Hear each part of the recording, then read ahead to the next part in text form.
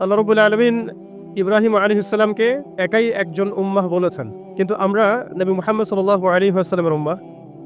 আমাদের ক্ষেত্রে উম্মার ডেফিনিশনটা কি আসলে? আমাদের ক্ষেত্রে কি উম্মাহ বলতে একজন ব্যক্তিকে বোঝায়? না একটা জাতিকে বোঝায়? আল্লাহ পাক কিন্তু কোরআনে বলেছেন, ইন্না ইব্রাহিমা কানা উম্মাতান ওয়াহিদা। ইব্রাহিম আলাইহিস সালাম একাই একটা উম্মাহ ছিলেন।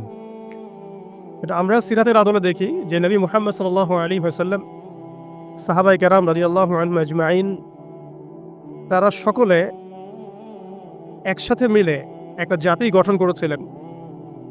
যে জাতিটা আস্তে আস্তে পুরো বিশ্বকে নেতৃত্ব দিয়েছে এবং সেই মক্কা থেকে শুরু করে মদিনা হয়ে পুনরায় মক্কা বিজয়ের মধ্য দিয়ে পরবর্তী প্রায় ১২০০ থেকে ১২৫০ বছর এই উম্মাহ বিশ্ব শাসন করেছে।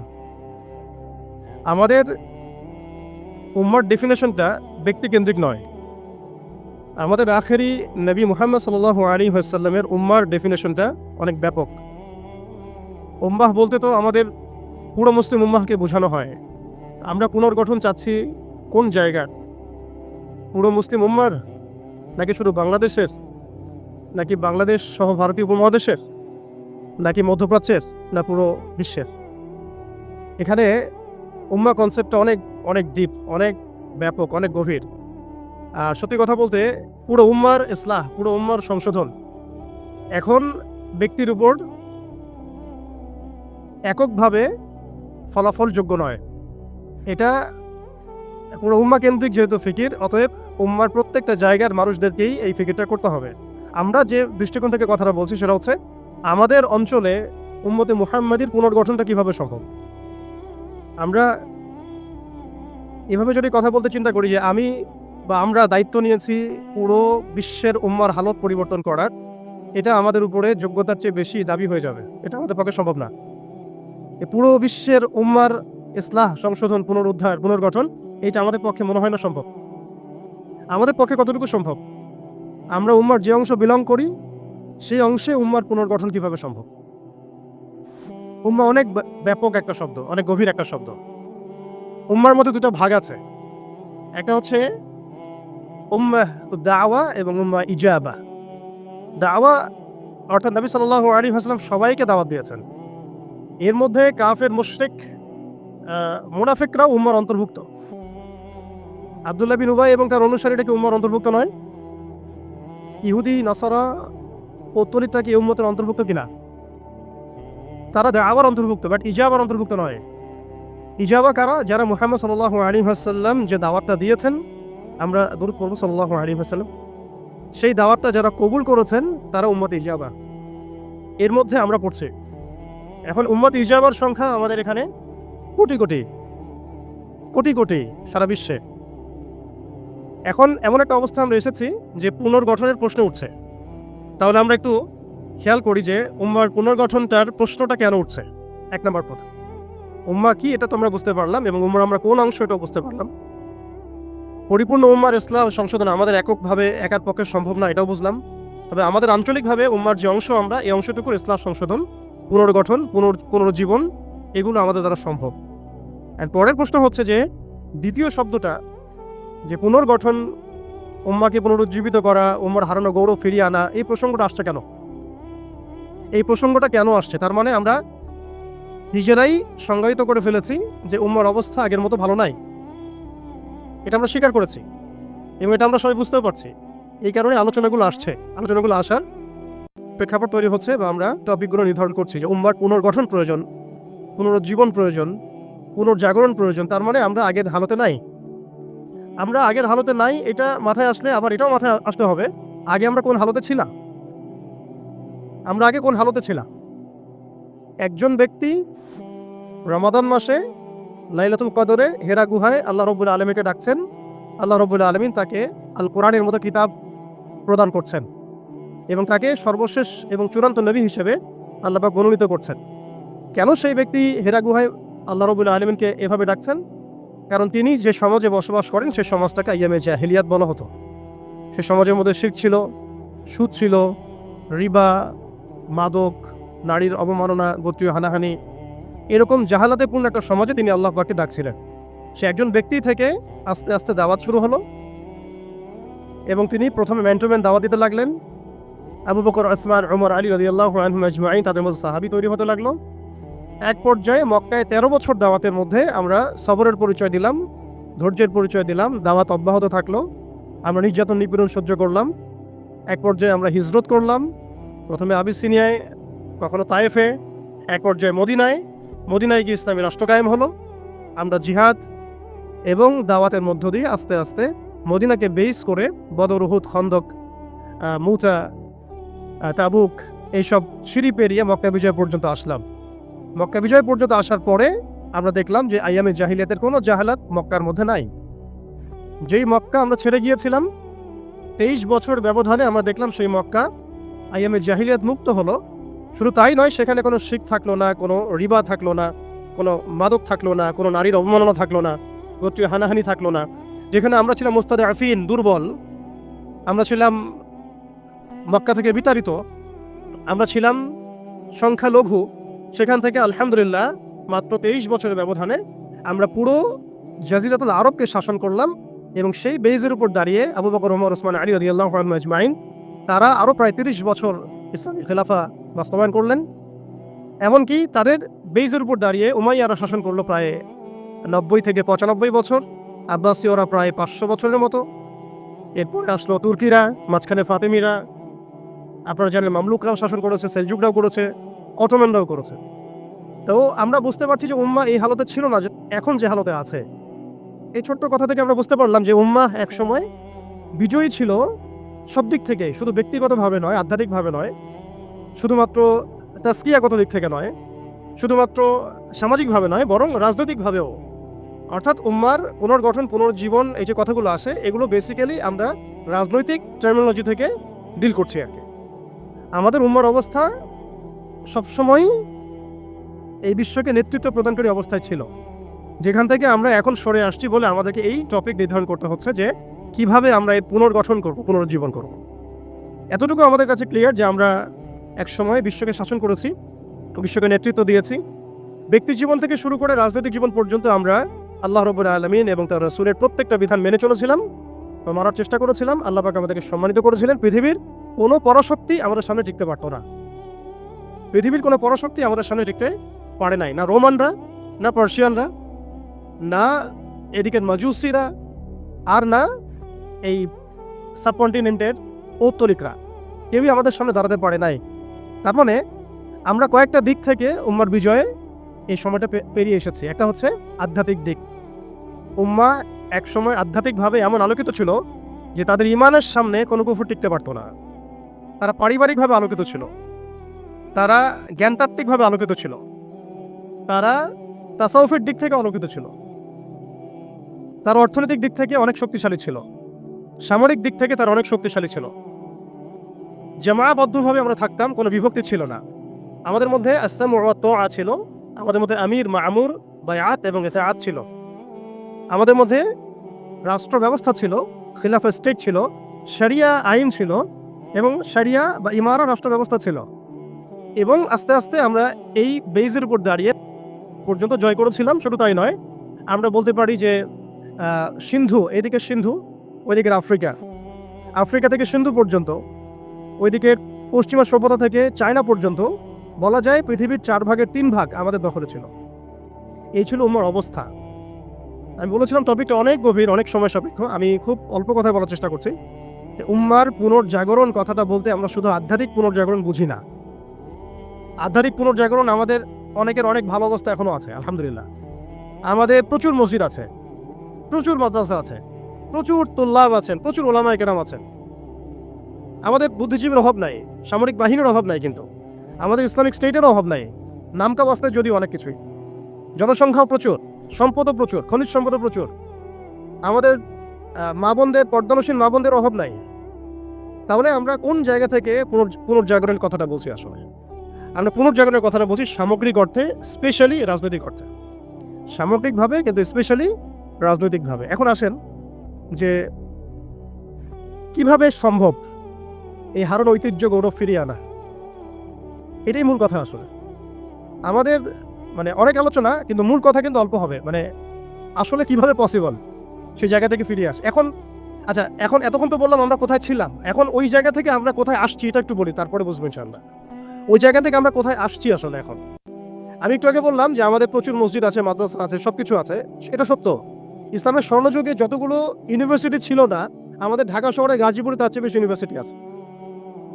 ইসলামের স্বর্ণযুগে আমাদের জনসংখ্যা যত ছিল না, আমাদের এখন জনসংখ্যা তার চেয়ে অনেক বেশি।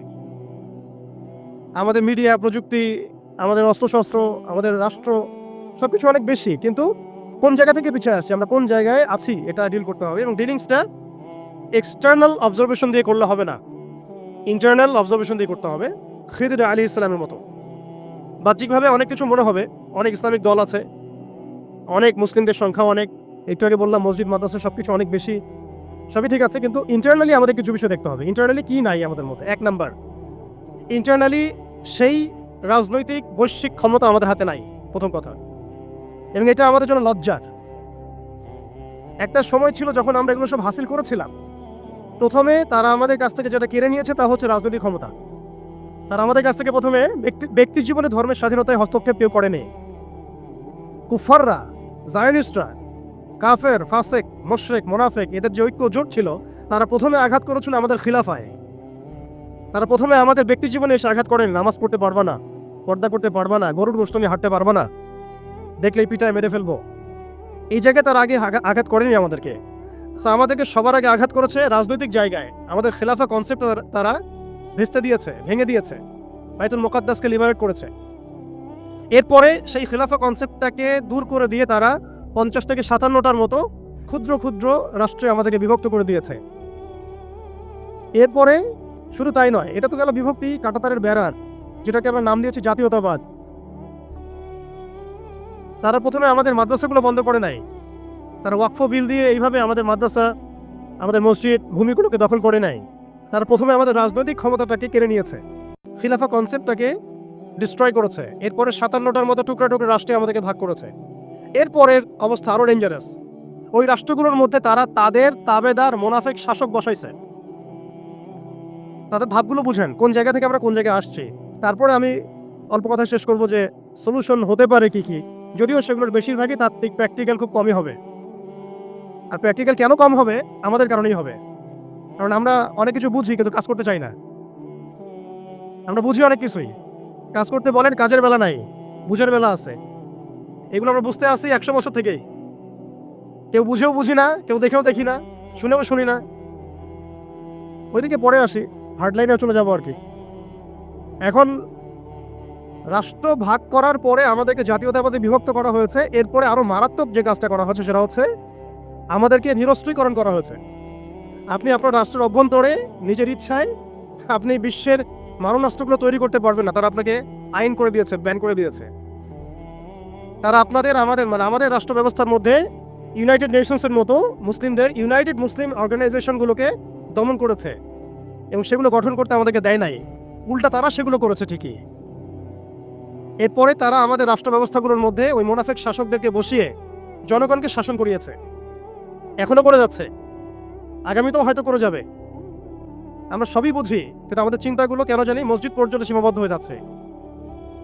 এরপরে যেটা হয়েছে আরো মারাত্মক, ওই রাষ্ট্রগুলোর মধ্যে তারা 5টা, আমি বলি দেবতা, 5 দেবতা ঢুকিয়ে দিয়েছে। 5 দেবতা কি? আগে ছিল 4 দেবতা, লাত, উজ্জা, হবল আর মানাত। লাত, উজ্জা, হবল আর মানাত নিশ্চয়ই পড়েছেন আপনারা সিরাতের মধ্যে। এগুলো ছিল আবু জেহেল, আবু লাহাবদের দেবতা। তারা কিন্তু এই দেবতাগুলোর পূজা করত আল্লাহকে পাওয়ার জন্যই। তারা বলতো মা না'বুদুহুম ইল্লা লিয়ুকাররিবুনা ইলাল্লাহি যুলফা, আমরা শুধু এই কারণেই এই লাত, উজ্জা, হবল, মানাতের ইবাদত করি যাতে তারা আমাদেরকে আল্লাহ পর্যন্ত পৌঁছে দেয়। এখনো এই 4-5টা দেবতার আমরা পূজা করছি, বাট এগুলো ভিজুয়াল না, এগুলো হচ্ছে আদর্শিক, ফিলোসফিক্যাল। যেমন একটা হচ্ছে ডেমোক্রেসি, নিতে পারবে না অনেকে কথাটা, যে ডেমোক্রেসি একটা দেবতা হয়ে গেছে এখন, ইনভিজিবল দেবতা, এটা একটা দেবতা হয়ে গেছে। কি দাড়িওয়ালা, কি টুপিওয়ালা, সবাই পূজা করতেছে। সুবহানাল্লাহ, মানে অবাক হয়ে যাবেন।